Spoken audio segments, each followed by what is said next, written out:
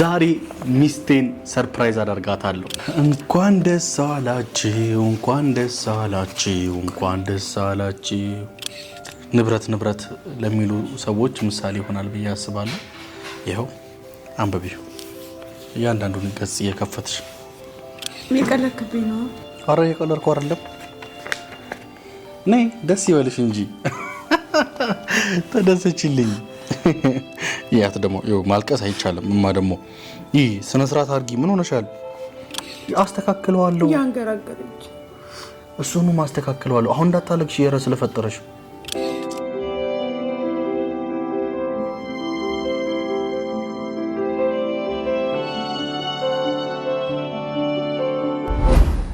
ሰላም እንዴት ናችሁ ቤተሰቦች? እኔ ያለው እግዚአብሔር ይመስገን።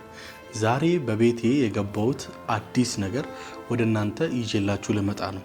እንደሚታወቀው ከዚህ ቀደም በተለያዩ ቪዲዮዎች ብያችሁ ነበረ።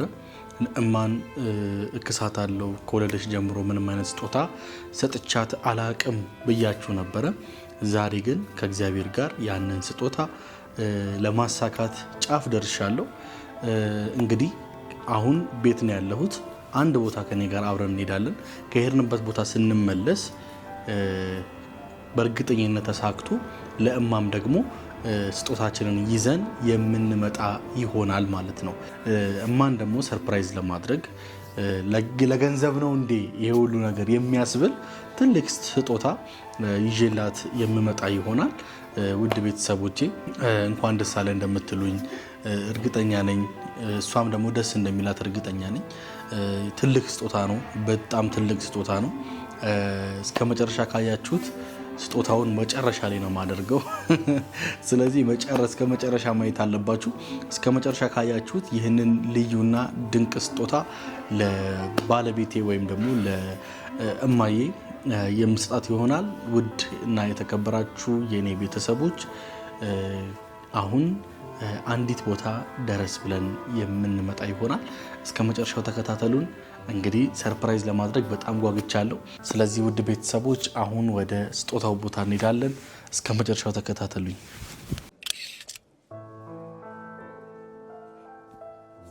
ሰላም አላዛር፣ እንኳን ደህና መጣ።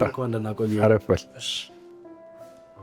ያው እንግዲህ ዛሬ የመጣሁት አዲስ ዓመት የሚሆን የምስራች አለ ብለህ ነውና ምንድን ነው ዛሬ ይዛችሁልን የመጣችሁት የምስራች?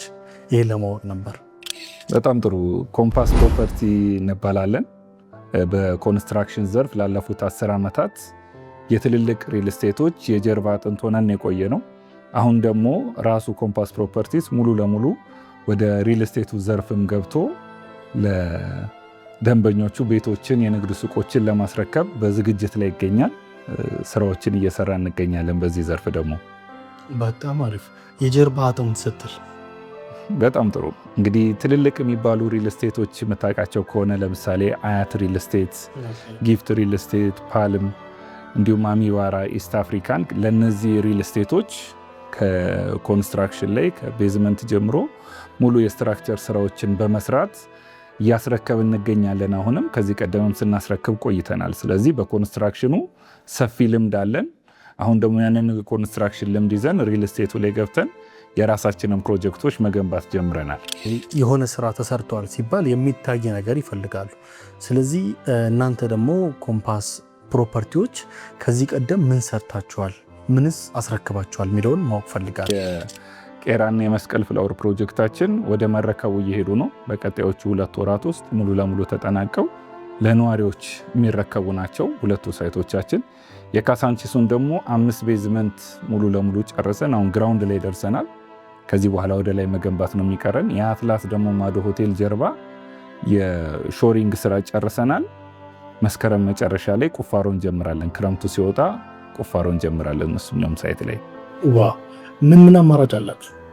በጣም ጥሩ። እንግዲህ የካሳንቺሱ ላይ ስንመጣ ከስቱዲዮ ጀምሮ ከ55 ካሬ ጀምሮ እስከ 156 ባለ 3 መኝታ አማራጮችን ይዘን ቀርበናል።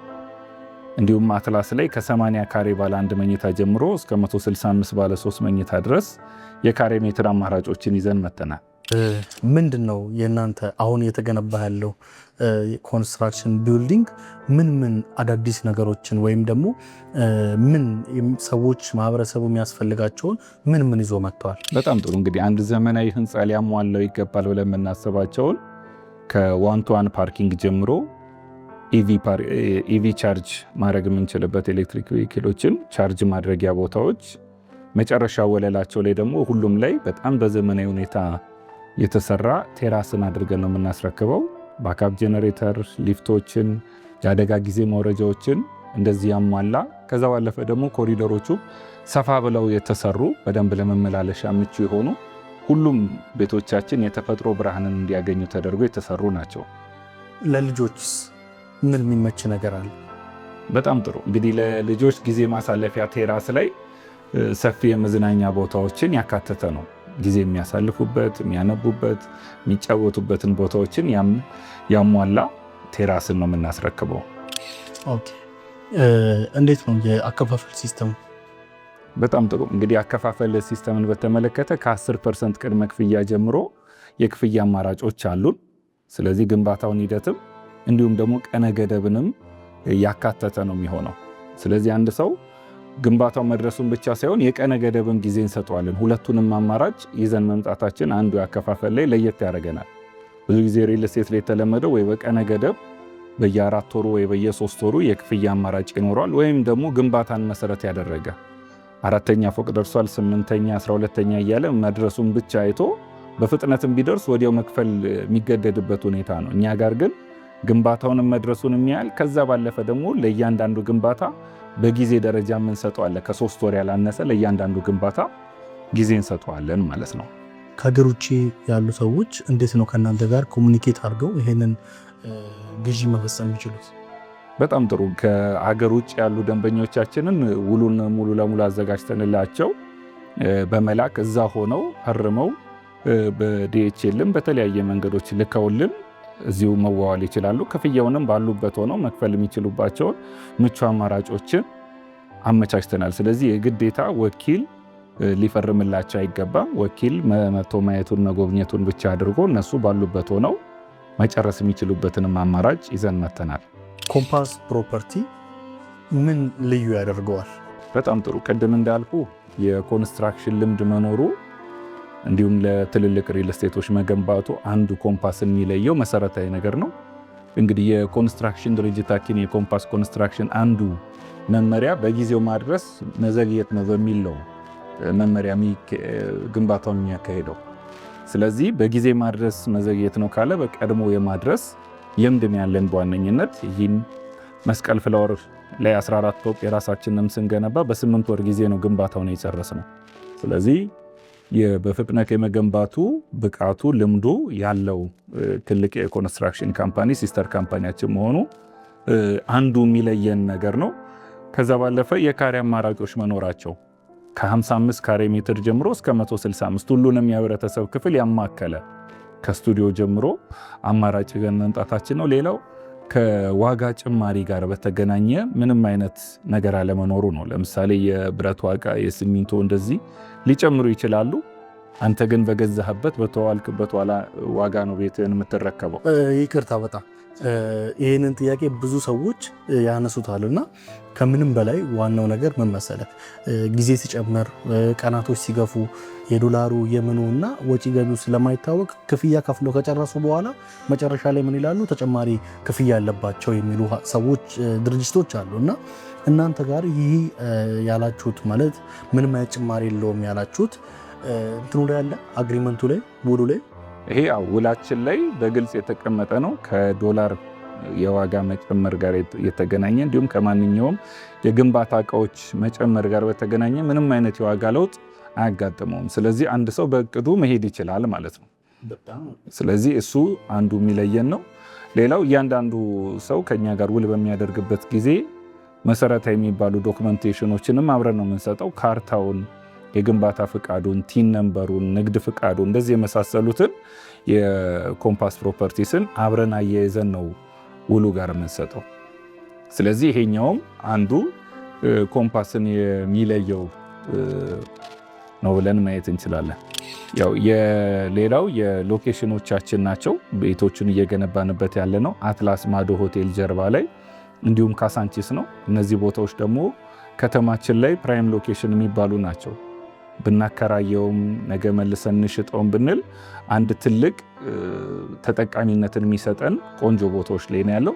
ሌላው ኮምፓስ ፕሮፐርቲስ ለደንበኞች ይዞ የመጣው አማራጭ አንድ ሰው ቤቱን ከገዛ በኋላ በማንኛውም ሰዓት ላይ መልሶ የመሸጥን እድል ይሰጠዋል። ቤቱን ከመረከቡ በፊት 20%፣ 30% ወይም 15% ከከፈለ በኋላ መክፈል አቅቶት ሊሆን ይችላል ቀጣዩን ክፍያ፣ ወይም ደግሞ ወደ ሌላ ሰው ማዘዋወር ቢፈልግ ያንን ማዘዋወር የሚችልበትንም እድል ኮምፓስ ፕሮፐርቲስ አመቻችቶለታል ማለት ነው። 3% ክፍያ ብቻ ነው የአገልግሎት ክፍያ የሚከፍለው። ከዛ ግን ወደሚፈልገው ሰው ማዘዋወር የሚችልበትንም አማራጭ ይዘንለት መተናል። ከኮምፓስ ፕሮፐርቲ ቤት ለመግዛት ካላችሁ 2 ሳይቶች መካከል እኔ ያው ለምሳሌ ካሳንቺስን መረጥኩኝ። እዛ የካሳንቺስ ሳይት ላይ አንድ ቤት ለመግዛት ምን ያህል ቅድመ ክፍያ ያስፈልገኛል? እንዲሁም ደግሞ አጠቃላይ ክፍያው ምን ያህል?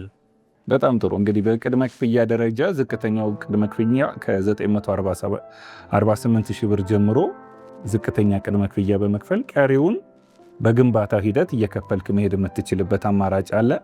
እንዲሁም ደግሞ በአንድ ጊዜ ክፍያ ደግሞ ጨርሳለሁ የምትል ከሆነ አፓርትመንት ቤቶችን ከ4.4 ሚሊዮን ብር ጠቅላላ ክፍያ ጀምሮ አማራጭ ይዘን መተናል። መሀል ካሳንቺስ ላይ ማለት ነው። 4.4 ሚሊዮን ሙሉ ክፍያ ማለት ነው።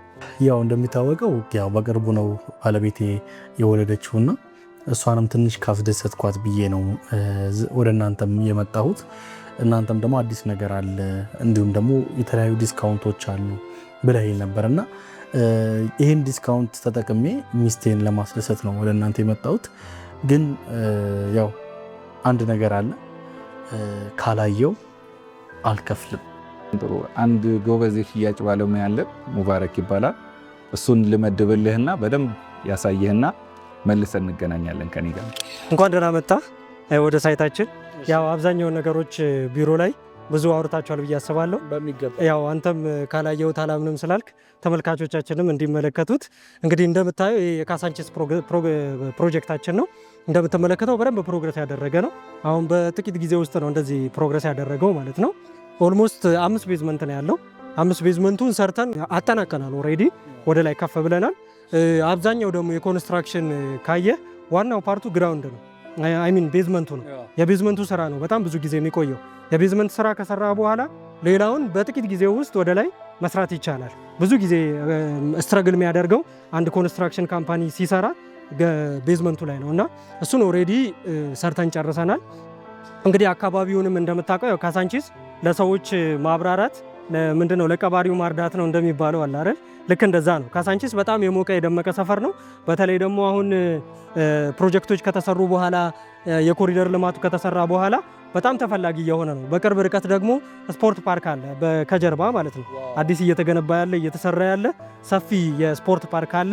እሱም የተለየ ቪው ይሰጠዋል ለአካባቢው ማለት ነው።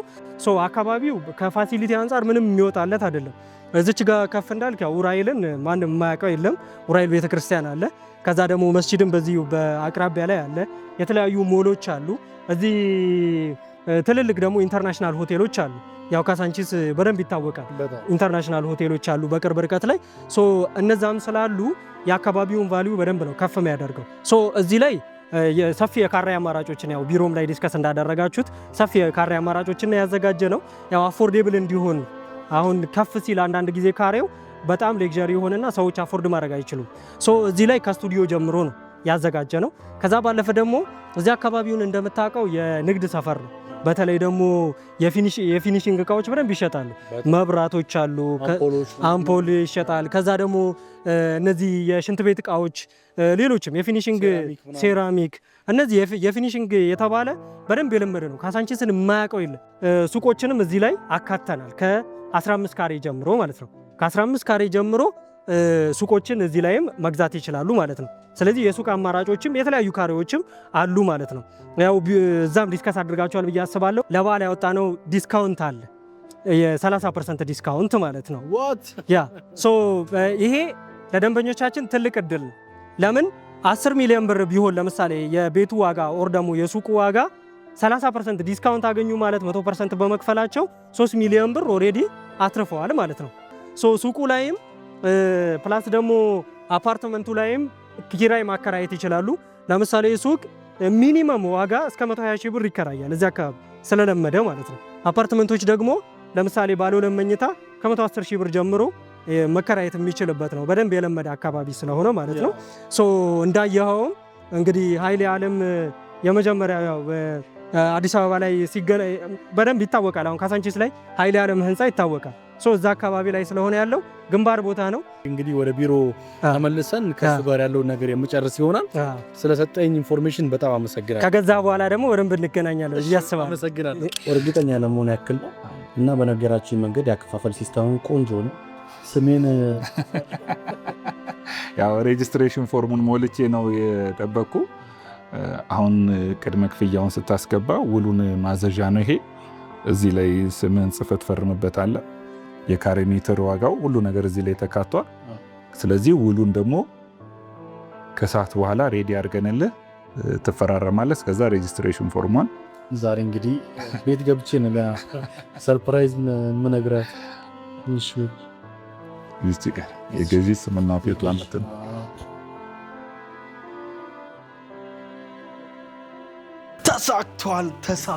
ተሳክቷል። ዛሬ ሚስቴን ሰርፕራይዝ አደርጋታለሁ። ይህ ወረቀት እንግዲህ ቅድም ስፈራረም አይታችሁኛል። ከዛ በኋላ የሚቀጥሉትን ፕሮሰሶች በሙሉ አስተካክዬ መጥቻለሁ።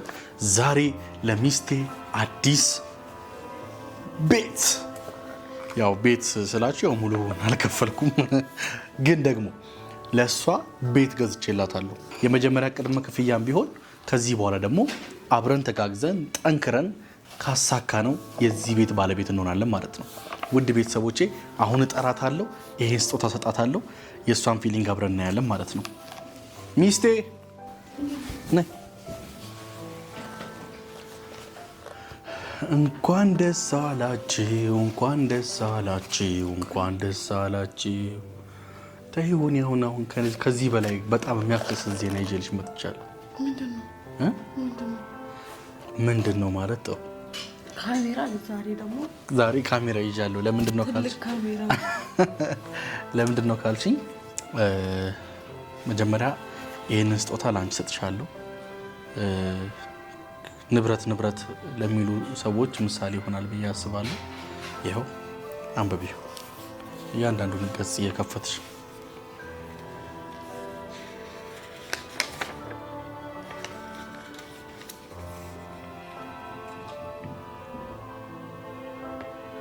የቀለድክብኝ ነው። ኧረ የቀለድኩ አይደለም።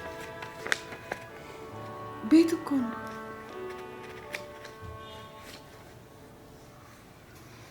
ምንድን ነው የቀለድክብኝ ነው? የእውነት የቀለድኩ አይደለም እንዴ?